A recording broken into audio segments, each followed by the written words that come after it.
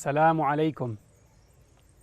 Seguimos hablando de educación y este capítulo lo vamos a dedicar a la educación de los niños hasta los 12 años. En la educación la mayoría de los padres se centran en los objetivos a corto plazo, los objetivos inmediatos. Quieren que sus hijos en ese momento se vistan, coman, salgan a la calle, duerman. Estos son los objetivos que se marcan muchos de los padres y las madres en el proceso de la educación de sus hijos. Se levantan cada día y su objetivo es este, es que se vayan al cole, es que vuelvan, es que coman, es que... ¿vale? Y si no, se frustran, gritan y pueden incluso llegar a las amenazas y a la violencia. Pero estos padres se olvidan de algo muy importante, y es que el modo de actuar y resolver los problemas del día a día son oportunidades de aprendizaje para esos niños y son los que van formando su personalidad. Lo que tú ves como tu hijo no quiere ponerse los zapatos o no quiere comer, para tu hijo puede ser una oportunidad para desarrollar su imaginación, desarrollar sus habilidades. No son acciones tan sencillas como las ves tú como adulto. En esas pequeñas acciones rutinarias estás educando de forma pasiva, pero estás educando a tu hijo y a tu hija. La forma con la que actuamos en situaciones a corto plazo es también un modelo para nuestros hijos.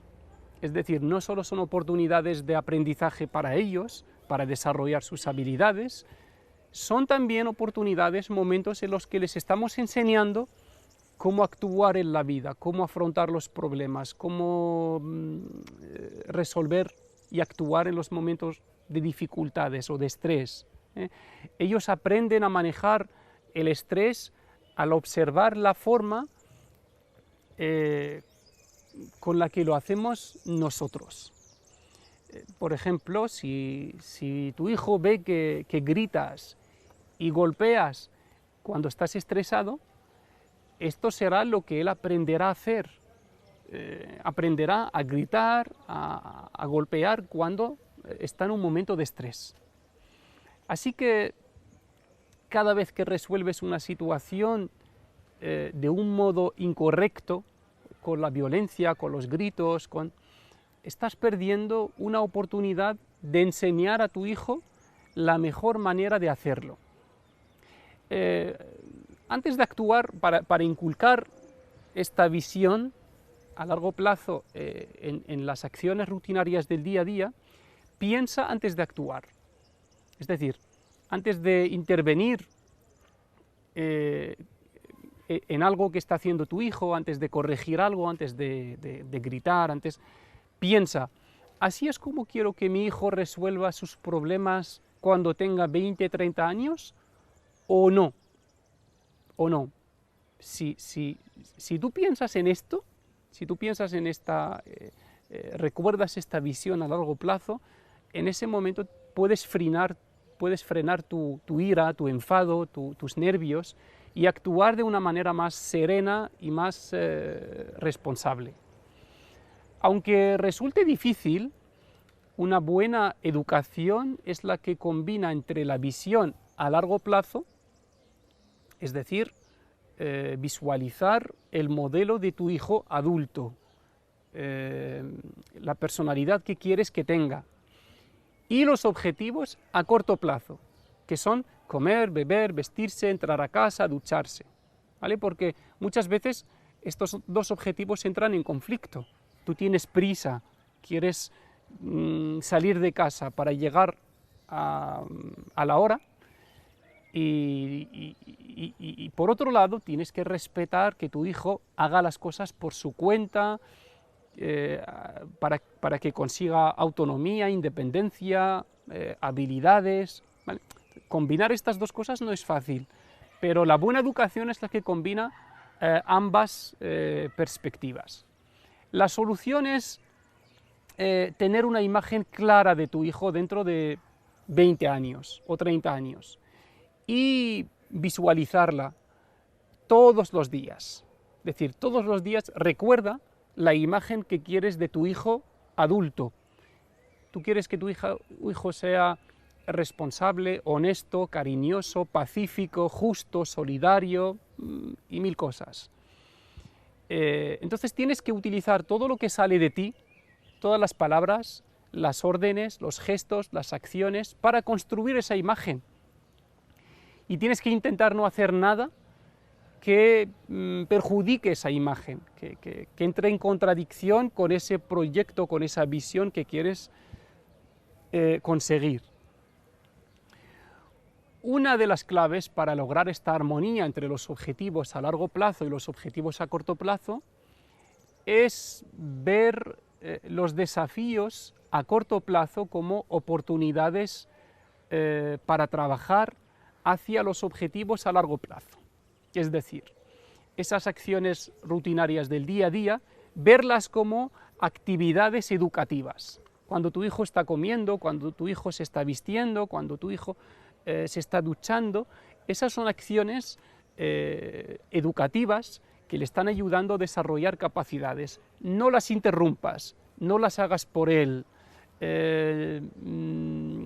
aunque deja que tome su tiempo, no le presiones, ¿vale? Porque son actividades de desarrollo, de educación. Cuando sientes que te estás frustrando porque tu hijo no quiere comer o no quiere ponerse los zapatos, piensa que estás ante una oportunidad de enseñarle a tu hijo algo mucho mayor que ponerse los zapatos ahora. Piensa en ese momento que ese momento es una oportunidad que puede marcar a tu hijo para siempre. Piensa que le estás enseñando a tu hijo a ser un adulto responsable, a ser un adulto creativo, a ser un adulto autónomo, ¿vale? Piensa que ese momento puede ser crucial en la educación de tu hijo. Si respetas el ritmo de tu hijo y no le impones el tuyo, fomentas en él la independencia, la iniciativa y la proactividad. Pero si haces las cosas por él para cumplir un objetivo inmediato, en ese momento, que quieres acabar porque tú quieres descansar o porque quieres ir a ver la tele o lo que sea, o hablar con tus amigos por teléfono, si haces las cosas por él, le estarás privando de una gran oportunidad de crecimiento. La educación, al igual que la agricultura, es una labor en la que los resultados no son inmediatos. Aún así, cada gesto, cada palabra, deja su efecto. Un efecto invisible, pero un efecto que se queda en el interior e influye en la personalidad de tu hijo. Por poner un ejemplo, la planta del bambú es una planta tropical que tiene forma de caña, alta, resistente, que alcanza muchos metros. Pues el bambú se toma 7 años para crecer y 7 semanas para desarrollarse. Es decir, durante los primeros 7 años no se ve nada, no se ve el crecimiento, está prácticamente inactivo, ¿vale? No se ve nada. Pero luego, en esos 7 años de inactividad, el bambú genera un sistema muy complejo de raíces que le permite sostener el crecimiento que vendrá después. Esos 7 años son los que permiten al bambú aguantar toda esa altura que tiene de muchos metros que viene después. Entonces, lo que nosotros no vemos, el efecto de las palabras, el efecto de los gestos, de los nervios, nosotros no lo vemos, pero tiene este efecto, es un efecto a largo plazo. Puede durar 7 años y aparecer en forma de pues un defecto en la personalidad de tu hijo. Eso es lo que ocurre durante la primera etapa educativa, sobre todo cuando hablamos de los primeros 3 años, los primeros 6 años. El crecimiento aparente es lento, pero el crecimiento interior va a un ritmo muy acelerado. Durante estos primeros años se forjan las principales características, los principales valores que forman la personalidad de nuestros hijos. Y por eso hay que tener mucho cuidado en esta etapa, en la que nuestros hijos son niños, pero el que son niños no significa que no entiendan, que no sepan, que no reciban lo que ven a su alrededor. Se dice muchas veces que los niños son esponjas. Pues no son solo esponjas de palabras, son esponjas de palabras, de emociones, de hábitos, de conductas. Todo lo que ven a su alrededor lo absorben y en algún momento de su vida lo sacan al exterior.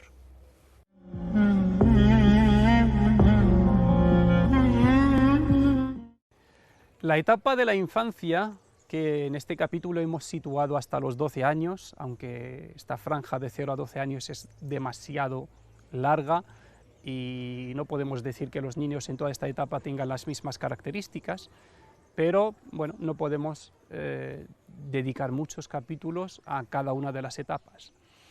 En esta etapa, esta etapa de la infancia nos queda a los adultos demasiado lejos.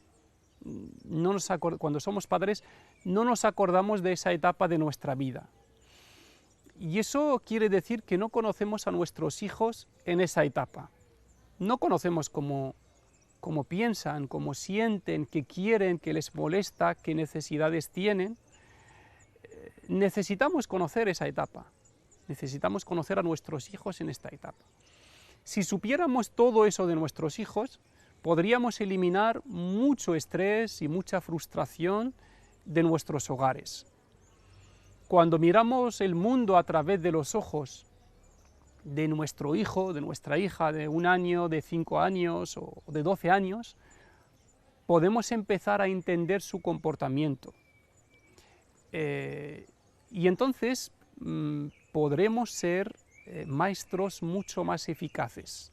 La empatía es una virtud imprescindible en un educador. En la mayoría de las veces nos equivocamos cuando interpretamos lo que hacemos nuestros hijos. Nos equivocamos cuando interpretamos el comportamiento travieso de nuestros hijos como señales de rebeldía o de llevarnos la contraria o de fastidiarnos. Los niños no tienen esa maldad que tienen algunos adultos. Los niños actúan con naturalidad y lo que para un adulto es un acto de rebeldía, para un niño es un descubrimiento, es una oportunidad de aprendizaje, nada más. Es un juego, es una diversión.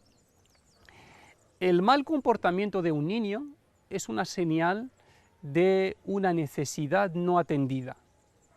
Cuando lloran o gritan, lo hacen para llamarnos la atención o para reclamar algo. Por eso alguien dijo con mucha razón, no hay niños buenos y niños malos. Hay niños con necesidades atendidas y otros no. Así que si queremos mejorar nuestra labor educativa, lo primero que debemos hacer es conocer bien a nuestro hijo, a nuestra hija, y conocerles en cada etapa, porque en cada etapa tienen unas necesidades diferentes. En los primeros años de vida cambian cada 6 meses, cada 3 meses cambian, adquieren nuevas habilidades, nuevas emociones, tienen otras prioridades, y es un mundo fascinante. El ir acompañando a tu hijo y conocerle en cada etapa, evidentemente conocerle, ir por adelantado, es decir, leer sobre esa etapa antes de que la alcance tu hijo, para saber cómo actuar, cómo atenderle, para interpretar bien las señales que te envíe. Esto convierte la labor educativa en una labor muy divertida. Durante los primeros 2 años de vida, los niños llegan, nuevos al mundo, y lo que más necesitan es sentirse seguros y protegidos. En esta etapa, lo mejor que pueden hacer sus padres es llevarlos en brazos, abrazarlos, besarlos, darles mucho cariño. En esta etapa los niños lloran para decirnos que necesitan algo, no saben hacerlo de otro modo. Los padres tienen que aprender a diferenciar entre llantos, interpretar ese idioma de su hijo. Cuando tu hijo en esta etapa coge algo y lo mete en la boca, no está siendo un bebé malo, está usando el único método que conoce para aprender sobre los objetos que le rodean. En este caso, tu papel es proporcionarle un ambiente seguro y dejarle que descubra el mundo sin ponerle muchos límites para que tú estés cómodo. Aquí toca anteponer la necesidad, la curiosidad de nuestro hijo y simplemente garantizarle un ambiente seguro. Luego, cuando empiezan a caminar y a usar su lenguaje, aumenta su campo de exploración y tu hijo se convierte en un verdadero científico explorador. Bueno, pues en esta etapa hará experimentos para ver qué objetivos hacen ruido, cuáles se caen, cuáles flotan. Es absolutamente necesario para el niño en esta etapa y para el desarrollo de su cerebro dejarle explorar, dejarle hacer esos experimentos, no prohibirle todo. Por ejemplo, tu hijo en esta etapa dejará caer un juguete una y otra vez, y eso a ti te molesta. No lo hace para molestarte, está haciendo eso para comprender lo que significa caer, algo que tú has aprendido también por experiencia en la vida. Luego, en la siguiente etapa, aparecen nuevos cambios en el comportamiento de tu niño o de tu niña, que, pueden preocuparte, pero en realidad son signos de su creciente comprensión del mundo que les rodea. Por ejemplo, tu hijo a partir de la edad de 2-3 años empieza a tener miedo de todo, de la oscuridad, de los animales, de nuevos sonidos, de las sombras, y puede estar llorando mucho. Y tú piensas que hay cosas que antes no le daban miedo, ahora sí. Los padres aquí suelen estar preocupados por estos cambios por desconocimiento, porque no saben que eso es una necesidad, que eso es un cambio natural.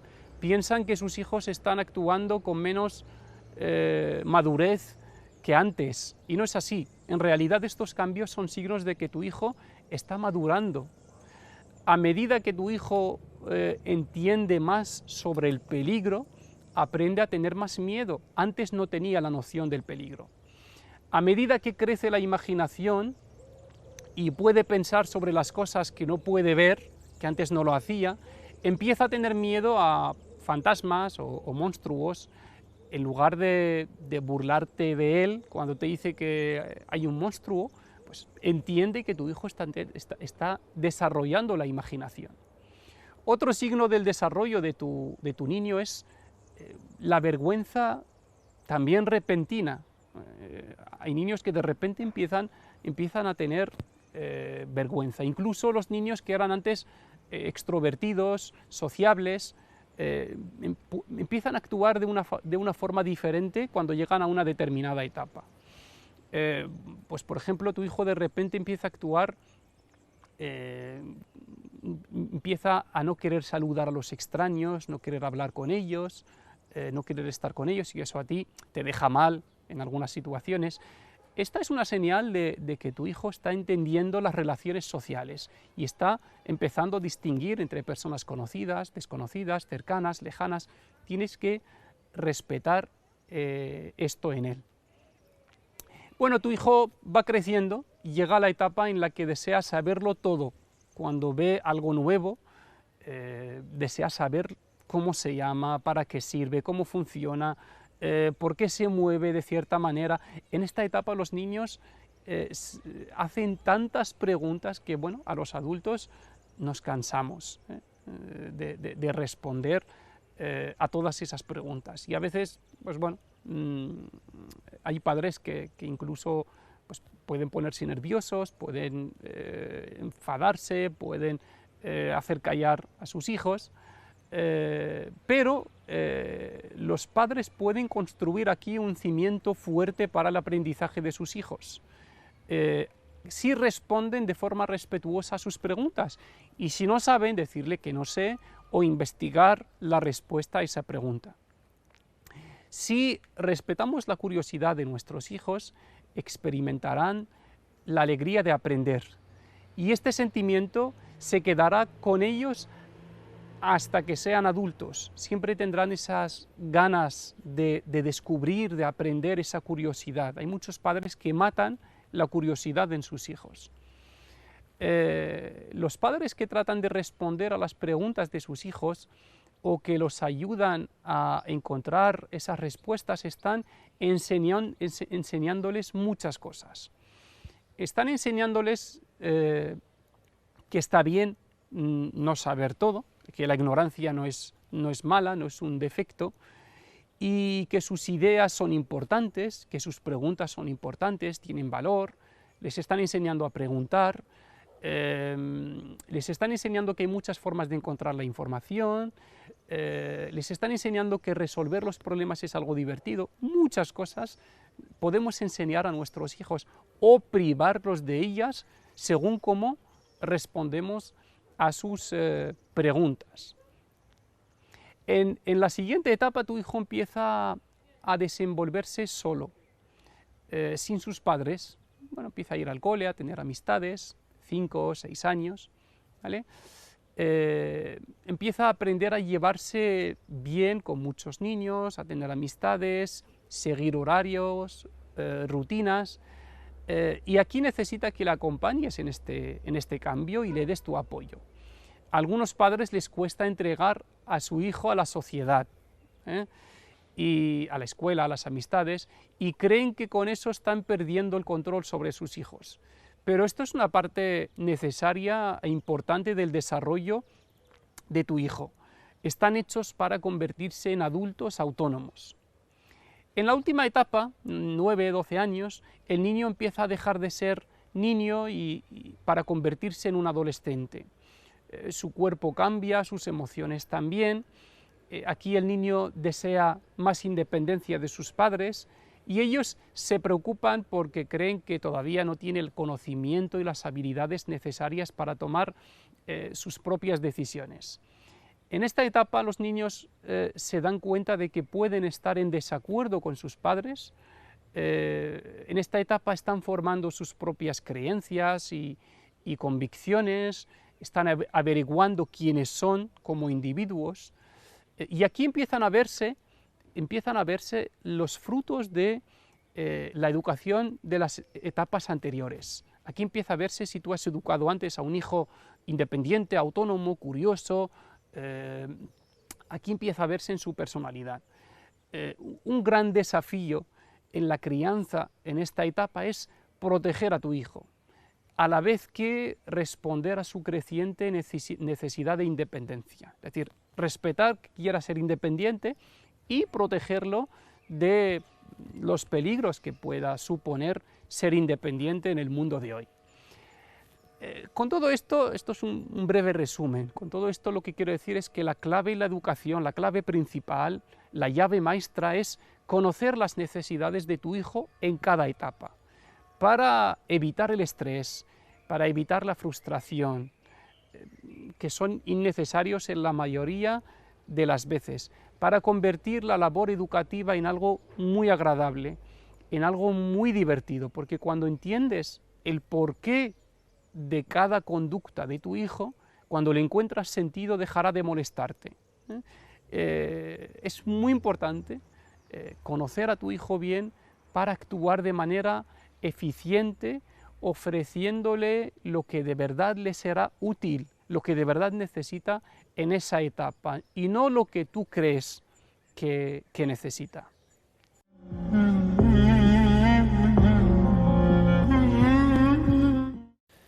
Terminamos con 10 conclusiones finales. Primero, siéntete orgulloso, orgullosa de ser padre y de ser madre. Esta es la mejor misión y la mejor profesión que existe. Pero prepárate para hacerla lo mejor posible. 2. Pide ayuda a Dios y recurre a Él constantemente para que te facilite la labor de educar a tus hijos, para ayudarte a hacerlo del mejor modo, para facilitarte las herramientas educativas necesarias para tu hijo. 3. El alimento favorito de tus hijos, de tu niño, de tu niña, son tus besos y tus abrazos. No hay nada que los pueda sustituir. 4. Regálale a tu niño tiempo y atención. Tiempo y atención. Eso es lo que más valora a tu hijo y lo que más le hace feliz. 5. Déjale desarrollar su curiosidad y sus talentos. No le pongas muchos límites. 6. Incúlcale temprano hábitos positivos, buenos hábitos. Los hábitos del Islam, ¿no? El saludo, el dhikr antes de dormir, al levantarse, la higiene, estos hábitos que nos enseña el Islam, incúlcaselo a tus hijos muy temprano para que cuando crezca los haga de forma automática y sin esfuerzo. 7. Mientras tú ves el fútbol, o limpias, o chateas por WhatsApp, tu niño está creciendo. Todo el tiempo que pasas lejos de tus hijos, estás perdiendo la oportunidad de observar a esta maravillosa obra de Dios crecer y desarrollarse. Así que intenta no privarte mucho de esto. Todo lo demás puede esperar o lo puedes hacer mientras tu hijo está durmiendo, pero mientras tu hijo está despierto, intenta estar lo máximo de tiempo con él, aunque sea observándole de lejos cómo juega, cómo descubre, cómo se imagina. 8. No existen niños malos y niños buenos. Detrás del mal comportamiento existe una necesidad no atendida. Acuérdate bien de esto. Cuando veas un comportamiento negativo de tu hijo, pregúntate qué es lo que le molesta, por qué lo hace, qué necesita. No pienses, mi hijo es travieso, y vas y lo comentas a la vecina y lo comentas a todo el mundo. Mi hijo es un demonio, mi hijo es muy travieso, mi hijo es muy superactivo, siempre. Esto es no querer afrontar la situación real. La situación real es que tú como padre, como madre, has desatendido una necesidad de tu hijo y tienes que buscar cuál es, por eso te lo está manifestando de esa manera. 9. Mantén a tu hijo lejos de las pantallas, todo el tiempo que puedas, todo el tiempo que puedas. Las pantallas destruyen el talento, las capacidades de nuestros niños. Es uno de los mayores peligros que tenemos ahora en nuestras casas, y que bueno, su efecto negativo está más que demostrado. Sé tú el mejor juego de tu hijo. 10. Educar es sobre todo acompañar.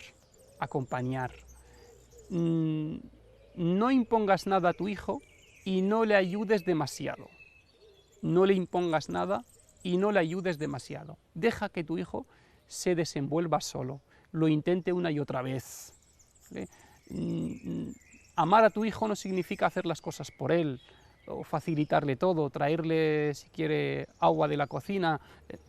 Eso no es amar a tu hijo, eso es malcriar a tu hijo, eso es perjudicar a tu hijo. Deja que tu hijo se desarrolle todas las habilidades por sí solo, y solo puedes intervenir cuando sea realmente necesario en situaciones muy puntuales. Bueno, pues espero que estos consejos, estas conclusiones finales, nos sean útiles para mejorar nuestra relación con nuestros niños y que lo que hemos dicho en este capítulo sirva a modo de reflexión, nos invita a reflexionar sobre esta relación y nos ayude a mejorarla, empezando por conocer a nuestros hijos y pasando por adquirir nosotros los conocimientos y las habilidades necesarias para hacer esta gran labor. Barakallahu fikum. Assalamu alaikum wa rahmatullahi wa barakatuh. Perfecto.